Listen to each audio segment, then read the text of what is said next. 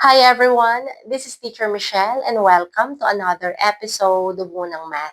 For this episode, I will be covering the topic about direct proportion equation. Okay, what do we mean when we say direct proportion? Or when are we going to say that the two quantities are directly proportional?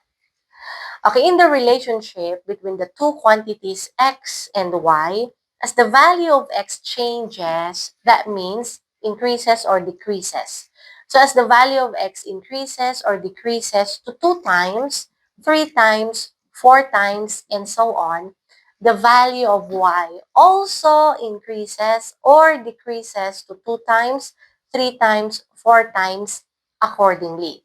In other words, this is a kind of relationship between the x and y quantities that increases or decreases in the same direction. Okay, let's give an example. If the price of one donut is 50 pesos and the price of X donuts is Y pesos, the relationship between X and Y can be represented in the following table. So this is our table. X quantity represents, okay, the number of donuts. And our Y quantity represents the amount of money that we need to pay if we will get that number of donuts. Okay, now let's find out what's the relationship between the X and Y quantities. Okay, let's start with X. So from 1 to 2, this is 2 times. From 1 to 3, 3 times. This is 4 times. And from 1 to 5, this is 5 times. Okay, what about our Y quantities? So from 50 to 100, this is also 2 times. 50 to 150, this is also 3 times. 50 to 200, this is also 4 times. 50 to 250, 5 times. So we found out that x and y quantities are directly proportional because they increase or the quantities increase in the same direction. So in this example, there is a direct proportionality between the x and y quantities. Or we can also say that y is directly proportional to x.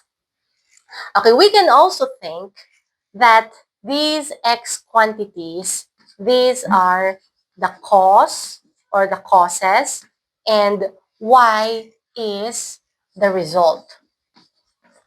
So to get the result, what we need to do is we have to multiply the price of one donut, which is 50 pesos, by the number of donuts, which is represented by the variable x. So 50x. So this is now y is equal to 50x. Okay, y is equal to 50x. This is a direct proportion equation. Okay, what do we mean when we say direct proportion equation? Okay, take a look at this one. If y is directly proportional to x, the relationship between the two variables, x and y, can be expressed as y is equal to ax, where a is not equal to 0. So this equation y is equal to ax, it means there is a direct relationship or there is a direct proportional relationship between the x and y quantities. Okay, we can also derive another equation from this equation. So y is equal to ax. If we are trying to find the value of a, then we just need to divide both sides of the equation by x. So if we will simplify, so we have y over x is equal to a. This equation is also a direct proportion equation. So we have y is equal to ax or y over x is equal to a. Okay, if we are going to take a look at this table, okay, think that x quantity, this is the cause, and y quantity is the result. So from 1 to 2, this is 2 times, 3 times, and so on. What about here? From A to 2A, this is also 2 times, 3 times. So these two quantities are directly proportional. Okay, now, to get the result or to find the value of y, what we need to do is A times the value of x. So this is ax. So y is equal to ax. And this equation represents a direct proportion equation. Okay, other examples of a direct proportion equations are the following. Okay, take note. A can be a whole number, can be a negative number, fraction, and decimal. So we have here y is equal to 5x. So this is a direct proportion equation. Y is equal to negative 2x, y is equal to 1 over 3x, and y over x is equal to 5. So this is this equation. All these four equations are direct proportion equations. Okay, now, what about y is equal to ax plus b, where b is not equal to 0? This is not an example of a direct proportion equation because there is an added b or variable b in this equation. So this is not a direct proportion equation. Okay, this time, let's answer this concept check question. So identify the direct proportional relationship between the two variables x and y and find the equation that represents it. Okay, take a look at this first table. Okay, we have here two quantities, x and y. Okay, from 1 to 2, so 2 times. From 1 to 3, 3 times. 1 to 4, 4 times, and so on. What about y quantity? From negative 3 to negative 6, so this is also 2 times. From negative 3 to negative 9, this is also 3 times. Negative 3 to negative 12, this is also 4 times. It means these two quantities, x and y, are directly proportional. Okay, let's find out the equation that represents the relationship between these two quantities, x and y.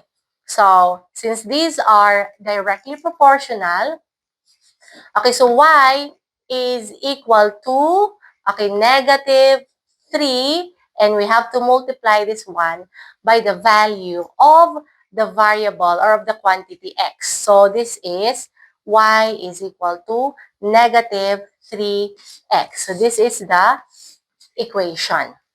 Okay, or if we will get y over x is equal to a, then this is y over x that would be equal to negative 3. So this is also another equation for this relationship. Okay, now, moving on to number 2, let's find out the relationship between these two quantities. So from 1 to 2, 2 times, 1 to 3, 3 times, from 1 to 4, 4 times, and so on. Okay, what about our y quantity? From 3 to 4, this is not 2 times. From 3 to 5, this is not 3 times. From 3 to 6, this is not 4 times. It means that these two quantities are not directly proportional. Because take note, if two quantities are directly proportional, it should increase or decrease in the same direction. But these didn't increase or decrease in the same direction. So it doesn't have a direct proportion. These two quantities are not directly proportional. Okay, moving on. This time, let's answer this problem. If y is directly proportional to x and y is equal to negative 12, when x is equal to 2, what is the equation that represents the relationship between x and y? Okay, we have these two words or these words directly proportional and equation. So, Directly proportional an equation means y is equal to ax. Okay, or y over x is equal to a. But in this problem, we're going to use this equation, y is equal to ax. So let's just substitute the value of y and x in this equation. So y is negative 12. So negative 12 is equal to 2 a, and then x is 2. So 2 times a, that would be equal to 2a. Okay, to find the value of a, divide both sides by 2. So if we will simplify, negative 12 divided by 2, this is equal to negative 6. So negative 6 is equal to a. So a is negative 6. Okay, what will be our equation in this relationship? Since a is equal to negative 6, then our equation would be, okay, y is equal to negative 6x. So y is equal to negative 6x. This is now our equation.